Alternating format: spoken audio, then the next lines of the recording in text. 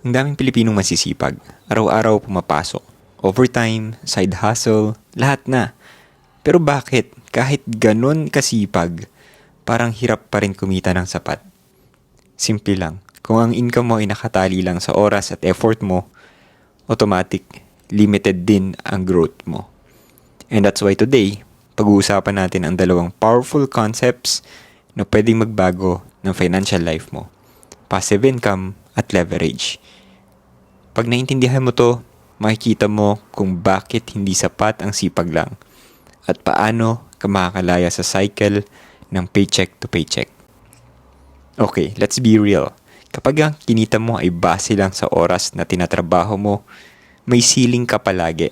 Example, kung 500 pesos a day ang rate mo, kahit mag-overtime ka pa, hanggang dun lang din ang maximum na pwede mong kitain. At kung magkasakit ka o mawalan ka ng trabaho, boom! Wala kang income. Ito yung tinatawag na hard work trap. Masipag ka nga, pero stuck ka pa rin. Kasi yung sistema mismo ng income mo, limitado.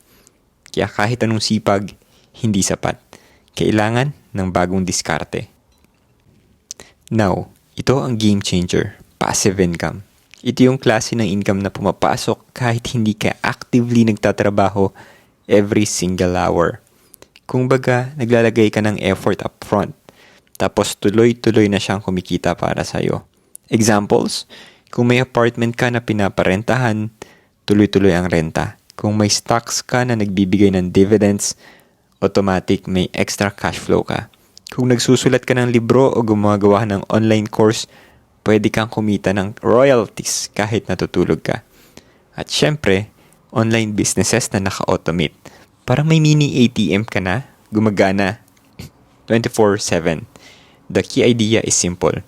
Gumawa ka ng asset na nagtatrabaho para sa'yo. Hindi lang ikaw ang nagtatrabaho para sa pera. So kung sawa ka na sa cycle ng trabaho, sahod, gastos, ulit, ito na yung chance para mag-shift ka. Gumawa kami ng libreng content na pwede mo ma-access. The Filipino Wealth Starter Kit. Libre to. Puntahan mo lang philmentors.com/free. Magiging part ka rin ng online community ng mga Filipino na nagbabahagi ng mga ideas tulad ng ganito upang maging successful, especially sa finances nila, sa pera, investment at negosyo. Ngayon, access mo na. Bisitahin mo lang philmentors.com/free. Kung passive income ang asset na kumikita kahit wala ka, ito naman yung secret weapon. Ang tawag dito, leverage. Ibig sabihin ng leverage, kumikita ka beyond your own effort. Hindi lang yung oras mo gumagana, kundi pera, tao, o technology na nagwo-work para sa'yo. Merong 4 main types ng leverage. Money. Ginagamit ang pera para kumita ka ng pera, tulad ng investments. People, kapag may team or employees ka na tumutulong palagoy ng business. Next, technology. Systems, automation, internet. Imagine nakaset up ka ng Shopee store na kumikita kahit tulog ka. Content, videos, books, or courses na once mong gamitin, pwede kang kumita for years. Example, kung nagbebenta ka ng lumpia, limitado ka sa kung ilan lang ang kaya mong lutuin. Pero kung mag-hire ka ng lima pang tao, that's leverage. Kung gumawa ka ng YouTube tutorial how to cook lumpia at kumikita ito sa ads, that's passive income plus content leverage. So instead of ikaw lang ang nagtatrabaho, meron kang army of money, people, technology, and content working for you. Ngayon, kung gusto mo kaming gumawa ng mga free videos kung paano magkaroon ng extra income gamit itong mga leverages na to, comment down below, extra income. At pag nakita naming marami yung comment, marami yung interesado, gagawa namin ng libreng video. Ngayon, do it. Comment down below para ma-practice yung taking action muscle mo. And also, like this video. Pang-practice din and pang-manifest. Diba? Okay, so ito yung key takeaway. Hindi masama ang pagiging masipag. In fact, super valuable yan. Pero kung sipag lang, kulang.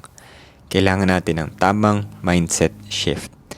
Dati, kailangan ng doble kayod para kumita ng mas marami. Ngayon, Nag-iisip ka na, paano ako makakabuo ng assets at leverage na kikita kahit hindi ako nandiyan. Think about it this way. Hard work is equals to mag-overtime ka para tumaas ang sahod. Smart work, mag-build ka ng system o investment na tuloy-tuloy ang kita. Pagsamahin mo yan, hard work and smart work. Yung sipag mo dati, gamitin mo para makabuo ka ng long-term assets, hindi lang short-term sweldo. Masipag ka nga, pero magiging tunay kang malaya kapag nagiging matalino ka sa diskarte.